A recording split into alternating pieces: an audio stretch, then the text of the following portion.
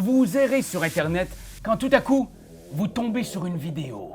Une vidéo qui vous propose d'initier vos amis au jeu de rôle. Roulez l'initiative.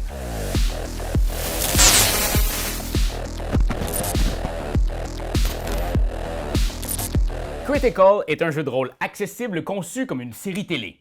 Chaque épisode dure en moyenne une trentaine de minutes et la boîte de la saison 1, oui, de la saison 1, contient 9 de ces épisodes. Comme c'est un jeu de rôle, vous êtes libre par la suite de créer vos propres scénarios pour poursuivre l'aventure, explorer le passé d'un de vos personnages ou de juste semer la pagaille dans une ville imaginaire. Bref, tout est possible. Bon, d'ailleurs, pour ceux qui n'ont jamais participé à un jeu de rôle, voici quelques éléments clés. Briefing. Chaque joueur d'une partie de Critical incarne un personnage. Ce sont les héros de notre histoire, les personnages joueurs ou les PJ. Oh oh! Mais de l'autre côté de la table se trouve le maître de jeu, ou le MJ. Lui, il n'est pas un personnage. Il sera en quelque sorte le narrateur de notre récit. Il va incarner tous les personnages de l'histoire qui ne sont pas joués par des joueurs. Les méchants, le général, la fille bruyante dans l'autobus, bref, tout le monde. Et ne vous en faites pas, cher MJ, ici, pas besoin d'avoir fait du théâtre ou d'avoir joué des années à Donjon Dragon. Critical va vous guider pas à pas dans cette mission et vous allez avoir beaucoup de plaisir!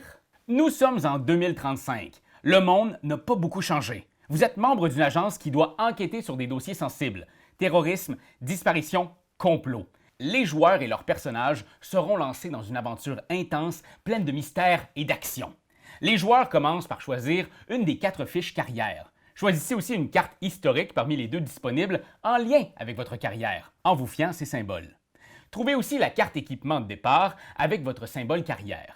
Vous pouvez ensuite inscrire le nom de votre personnage sur votre petit présentoir. Soyez créatif, ce sera le nom de votre héros pour toute l'aventure. Alors quelque chose de bien comme John Von McChaise. John Von McChaise, dernier survivant de la grande lignée des Von McChaise. Toutes les autres cartes sont gérées par le MJ. Vous pouvez les cacher derrière votre écran de maître pour éviter que vos joueurs voient des trucs secrets. C'est aussi derrière l'écran que je cache mes petits bonbons quand j'en amène puis que j'en ai pas assez pour tout le monde. Caramel. Bon, avant de démarrer l'épisode 0, qui est une introduction tout en douceur, je vous invite, maître de jeu, à lire le livret d'introduction de la saison 1. Lisez pas ça 5 minutes avant le début de la partie. Non. Lisez ça en avance. C'est le résumé de l'histoire et des différents épisodes. C'est juste 4 petites pages. Facile. Juste avant la première partie, cher MJ, vous pouvez lire à voix haute la section Présentation de l'univers et Agence Icar. Mais pas le reste, c'est des surprises. On peut commencer par l'épisode 0. Regardez comme c'est bien fait. Chaque épisode a son petit livret pour vous guider. Vous n'avez qu'à suivre le déroulement point par point. Chaque livret va vous indiquer au départ quelle carte sera nécessaire pour l'épisode. Donc ici, je dois sortir les cartes épisodes 1, 2 et 3, la carte PNJ 01, les cartes équipement 1 et 2 et le jeton charge XP4. Je les mets derrière mon écran et je les remettrai aux joueurs lorsque je rencontrerai un bandeau mauve qui me l'indique dans le livret.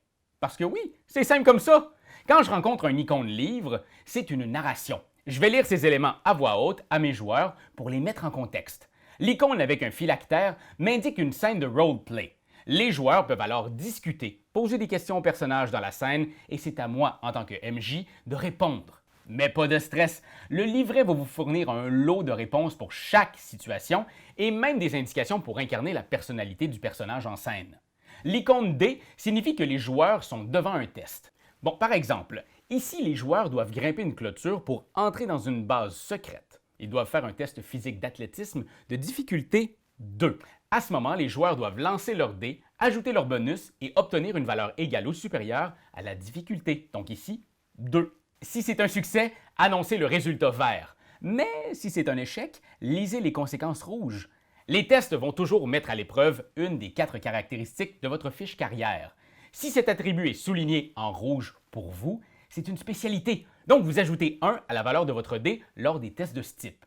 Sauf dans l'épisode 0, chaque test comprend aussi une compétence, survie, discrétion, etc. Si celle-ci figure sur votre carte historique, vous avez un bonus de plus 1. Bon, petit exemple. John fait son test d'athlétisme physique difficulté de 2. Oh, John il est bien bon là-dedans. 2 sur son dé plus 1 physique plus 1 athlétisme. J'ai un total de 4. Non seulement c'est un succès, mais quand vous obtenez un total 2 fois plus élevé que le niveau de difficulté, c'est un succès critique. C'est une réussite vraiment cool qui peut infliger double dégâts lors d'une attaque, par exemple. En contrepartie, si vous roulez un X sur le dé, vous échouerez de manière catastrophique, peu importe vos bonus, et vous recevrez un jeton héros en compensation. Vous pouvez dépenser un jeton héros au cours de n'importe quel test pour rouler un D8 en plus de votre dé à 12 faces. Certains épisodes plongent les joueurs en combat. La règle d'or en combat, c'est que tous les tests dans la bataille sont d'une difficulté égale au niveau de l'ennemi devant vous. Par exemple, dans l'épisode 0, on doit affronter des mercenaires. Ils sont de difficulté 2, comme indiqué sur leur fiche. Alors tous les tests de base dans l'affrontement seront d'une difficulté de 2. Un combat commence par l'initiative. Les joueurs font un test mental de perception. Si au moins un joueur réussit, tous les PJ jouent en premier. Sinon, les ennemis débutent. Lors du tour des joueurs, faites un tour de table pour savoir ce que chacun veut faire. Tous pourront alors faire un test pour voir comment leur action fait évoluer le conflit. Si quelqu'un attaque, par exemple, il doit rouler un dé de combat physique. Difficulté 2 dans cet affrontement, on se le rappelle. S'il réussit, il peut effectuer le dégât de son arme sur la cible. Bon, par exemple, John roule 0 sur son dé, mais il ajoute ses bonus. Il a une spécialité physique, il a la compétence combat et son arme lui donne une réussite en plus. Un total de 3 contre une difficulté de 2. Il inflige donc 2 dégâts à mes mercenaires qui ont 3 points de vie. Toujours vivant. Le jeu propose un lot d'options d'action en combat. Un test d'adresse pour se mettre à couvert, un test mental pour trouver des points faibles aux ennemis, mais tout est possible. Alors si un joueur a une idée originale comme « Je voudrais tirer directement sur le conduit derrière le méchant pour l'asperger de vapeur toxique », n'hésitez pas à improviser un test pour voir si ça fonctionne. Genre adresse combat difficulté 5. Lors du tour des méchants, roulez un D6 comme celui-ci pour chaque attaque que votre ennemi possède. Ici par exemple, une seule fois. Infligez ensuite les dégâts aux joueurs de votre choix. Les joueurs reçoivent une carte blessure par dégâts attribués. Notez que certains équipements peuvent vous protéger. Si un joueur reçoit une 3e carte blessure et ou état, il devient épuisé. Il ne peut plus jouer la scène en cours. Vous êtes maintenant inconscient, ou de quoi de même. Et lors de la scène suivante, après le combat, mettons, vous défaussez toutes vos blessures. Mais vous recevez l'état épuisé, un handicap qui vous suivra jusqu'à la fin de l'épisode suivant. Oui, ça va vous suivre. MJ, continuez à suivre le livret jusqu'à la fin de l'épisode en cours. Vous pourrez ensuite passer au prochain chapitre, puis à l'autre, etc. N'hésitez pas à vous approprier l'univers et le système. Oui, vous pouvez lire directement depuis le livret, si vous vous sentez intimidé, mais rien ne vous empêche de rajouter une scène ou un obstacle qui vous vient spontanément.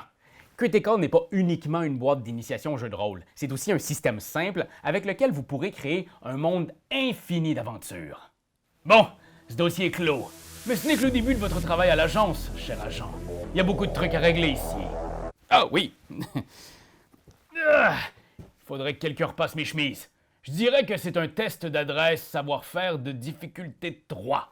Ouais non, 4. Il y a beaucoup de chemises à repasser. Bonne chance! C'est toi de trouver l'épisode de jour du Popoche? Sonne la cloche! Sonne la cloche! On parle de jeu, like-nous, commande, suis-nous! Ouais! Sonne la cloche! Sonne la cloche! Partage à tes amis, partage à ta mamie, ouais! Sonne la cloche! Sonne la cloche! Comment ton ouais, fais-le mon kiki! Sonne la cloche! Sonne la cloche! Sonne la cloche comme quand Jésus a sonné à la porte pour aller souper chez Zachée.